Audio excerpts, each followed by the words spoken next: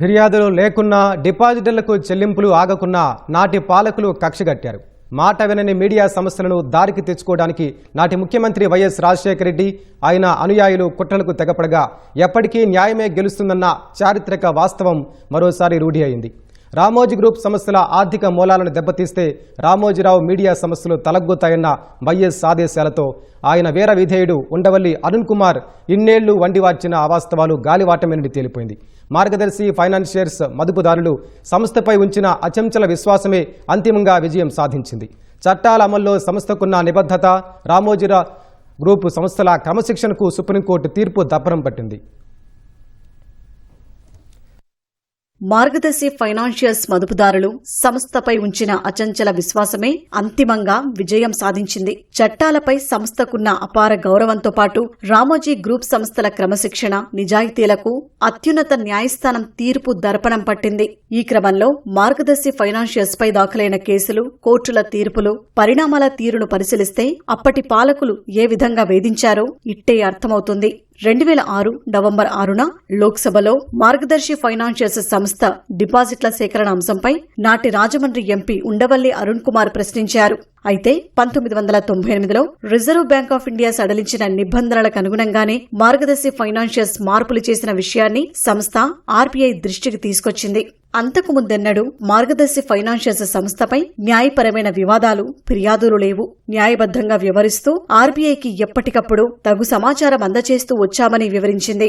ఉండవల్లి అరుణ్ కుమార్ లోక్సభలో ప్రశ్నలు లేవనెత్తడమే తరువాయి నాటి రాష్ట్ర ప్రభుత్వ ప్రోత్సాహంతో కొన్ని మీడియా సంస్థలు చిలువలు పలువలుగా ఇష్టారీతిన ఒక క్రమపద్ధతిలో మార్గదర్శి ఫైనాన్షియర్స్ పై కథనాలను వండివార్చాయి. ఇంతటితో ఆగని నాటి ప్రభుత్వం మార్గదర్శి ఫైనాన్షియర్స్ సంస్థను ఇబ్బందులకు గురిచేయడమే లక్ష్యంగా ప్రత్యేక ఉత్తర్వులు జారీ చేసింది. 2006 డిసెంబర్ 19న జీవోలు 800, 801 పేరుతో ప్రత్యేక విచారణకు ప్రభుత్వం ఆదేశాలు జారీ చేసింది. సిఐడి ఆధ్వర్యంలో కృష్ణరాజు నేతృత్వంలో ప్రత్యేక దర్యాప్తు బృందం సిట్ ఏర్పాటు చేసింది. మార్గదర్శి కార్యాలయాల్లో సిట్ బృందాలు విచారణ పేరుతో తనిఖీలు చేపట్టాయి.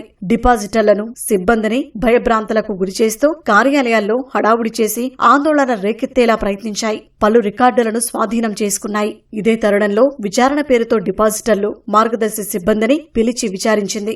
విచారణలో విషయమేదీ లేకున్నా అవాస్తవాలను వారికి అనుకూలమైన మీడియా సంస్థలకు అందించడం ద్వారా మార్గదర్శి ఫైనాన్షియర్స్ ఆర్థిక మూలాలను దెబ్బతీయాలని శక్తి మేరకు ప్రయత్నించారు. ప్రసార మాధ్యమాల్లో ప్రభుత్వ పెద్దల సూచనలతో ఇష్టారీతిన ప్రసారాలు చేయించారు. ప్రభుత్వాధినేతల ఆదేశాలతో సిట్ బృందం మార్గదర్శి సంస్థ ఆస్తులను అటాచ్ చేసేందుకు ప్రయత్నించింది. ఈ ప్రయత్నాలపై మార్గదర్శి సంస్థ సుప్రీంకోర్టును ఆశ్రయించింది.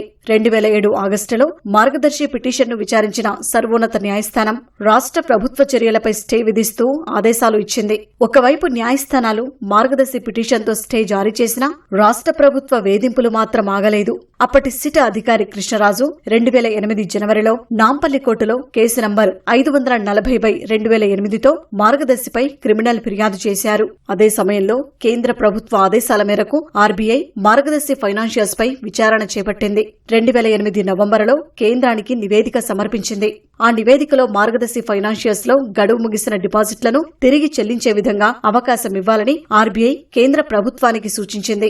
ఆర్బీఐ సలహా మేరకు కేంద్ర ప్రభుత్వ ఆదేశాలతో మార్గదర్శి ఫైనాన్షియర్స్ సంస్థ ప్రత్యేకంగా ఎస్క్రో ఖాతాను ఏర్పాటు చేసి డిపాజిట్లకు సంబంధించిన మొత్తాన్ని దానిలో జమ చేసింది.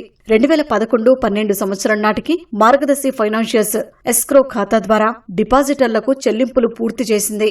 డిపాజిట్ల గడువు ముగిసినప్పటికీ క్లెయిమ్ చేయని 5,23 లక్షల రూపాయలు ఎస్క్రో ఖాతాలో ఇప్పటికీ మిగులుగా ఉన్నాయి. తదుపరి పరిణామ క్రమంలో మార్గదర్శి ఫైనాన్షియర్స్ సంస్థ హైకోర్టులో క్రిమినల్ పిటిషన్స్ ను సమర్పించింది. అప్పటి హైకోర్టు కేసు పూర్వాపరాలను పరిశీలించి మార్గదర్శి ఫైనాన్షియర్స్ దాఖలు చేసిన క్రిమినల్ పిటిషన్ ను అనుమతిస్తూ 2018 డిసెంబర్లో క్రిమినల్ కంప్లైంట్స్ ను కొట్టివేసింది. ఈ పరిణామాలతో సంతృప్తి చెందని ఫిర్యాదుదారు ఉండవల్లి అరుణ్ కుమార్ అవాస్తవాలను ప్రోది చేస్తూ సుప్రీంకోర్టులో పిటిషన్ దాఖలు చేశారు. ఉండవల్లి దాఖలు చేసిన స్పెషల్ లీవ్ పిటిషన్ను స్వీకరించిన సుప్రీంకోర్టు 2024 ఏప్రిల్ 9న తిరిగి హైకోర్టుకే పంపింది.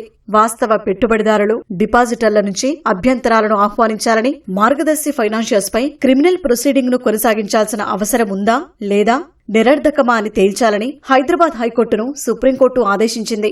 ఆర్బీఐ, ఏపీ, తెలంగాణ రాష్ట్రాలను కూడా ఈ కేసులో పార్టీలుగా చేసి వాదనలు వినిపించాలని సూచించింది. 2024 సెప్టెంబర్ 26న హైకోర్టు రిజిస్ట్రీ పెట్టుబడిదారులు, డిపాజిటర్ల నుంచి క్లెయిమ్లను ఆహ్వానిస్తూ పత్రికల్లో పబ్లిక్ నోటీస్ ఇచ్చారు. పత్రికల్లో ప్రకటనలు, డిపాజిట్లన్నీ గతంలోనే చెల్లించినందున ఒక్క డిపాజిటర్ కూడా ఫిర్యాదుకు ముందుకు రాలేదు. తదనంతర పరిణామక్రమంలో 2024 జూన్ 8న హెచ్యుఎఫ్ కర్త రామోజీరావు మరణించడంతో న్యాయ నిపుణుల సలహా మేరకు హెచ్యుఎఫ్ తెలంగాణ హైకోర్టులో మధ్యంతర పిటిషన్ దాఖలు చేసింది. ఇరువైపులా వాదనలు విన్న తర్వాత హెచ్యుఎఫ్ మధ్యంతర దరఖాస్తును అనుమతిస్తూ మార్గదర్శి ఫైనాన్షియల్స్ పై ఉన్న క్రిమినల్ కేసును కొనసాగించాల్సిన అవసరం లేదని 2025 ఆగస్టు 4న తెలంగాణ హైకోర్టు ఈ కేసును కొట్టివేస్తూ తీర్పు వెలువరించింది. హైకోర్టు తీర్పుపై ఉండవల్లి అరుణ్ కుమార్ 2025 డిసెంబర్లో తిరిగి సుప్రీంకోర్టులో ఎస్ఎల్పీ దాఖలు చేశారు. అదే సమయంలో మార్గదర్శి ఫైనాన్షియల్స్ సుప్రీంకోర్టులో ఎస్ఎల్పీని అనుమతించే ముందు తన వాదనలు వినాలంటూ కేవియట్ పిటిషన్ను ఫైల్ చేసింది. వాద ప్రతివాదనలు విన్న అనంతరం సుప్రీంకోర్టు ఎస్ఎల్పీని కొట్టివేస్తూ తీర్పు ఇచ్చింది. పులుగడిగిన ముత్యంలా బయటికి వస్తాం, నిప్పులాంటిది మా నిజాయితీ అని మార్గదర్శి ఖాతాదారులకు భరోసా కల్పిస్తూ రామోజీరావు ఆనాడే బహిరంగ లేఖ రాశారు. ఆ నిబద్ధతకు సుప్రీంకోర్టు తీర్పే నిదర్శనం. నిజం ఎప్పుడూ నిప్పులాంటిదే. పచ్చి అబద్ధాల్ని నిజాలుగా నమ్మించడానికి ఎవరెంత యాగి చేసినా సత్యం ఎన్నటికీ దాగదు. కఠోర వాస్తవాల్ని మసిపూసి మారేడుకాయ చేయడానికి చేసే టక్కుటమారా విద్యలు నిజాన్ని కప్పిపెట్టలేవు. మార్గదర్శిపై డిపాజిటర్ల గుండెల్లో గూడుకట్టుకున్న అచంచల విశ్వాసాన్ని దెబ్బతీయడానికి కోర్టు మెట్లెక్కిన మాజీ ఎంపీ ఉండవల్లి అరుణ్ కుమార్ కు చెంపపెట్టులాంటి తీర్పును సుప్రీంకోర్టు వెలువరించింది. లక్షలాది ఖాతాదారుల శ్రేయాన్ని కంటికి రెప్పలా కాపాడుకుంటున్న మార్గదర్శి అకుంఠిత దీక్షకు అత్యున్నత న్యాయస్థానం తీర్పు వెన్నుదన్నుగా నిలిచింది. నిప్పులాంటి మార్గదర్శి నిజాయితీలో ఈ నీలాప నిందలు మాసి కావాలని మార్గదర్శి ఫైనాన్షియల్స్ సంస్థ వ్యవస్థాపకులు రామోజీరావు ఆనాడే ఆకాంక్షించారు. ఈ అసంబద్ధ ఆరోపణల నుంచి పులుకడిగిన ముత్యంలా బయటికి వస్తామని, ఖాతాదారుల సొమ్ముకు సంపూర్ణ భరోసా కల్పిస్తామని వాగ్దానం చేస్తూ 2006 నవంబర్ 10వ తేదీన డిపాజిటర్లను ఉద్దేశించి రామోజీరావు బహిరంగ లేఖ రాశారు.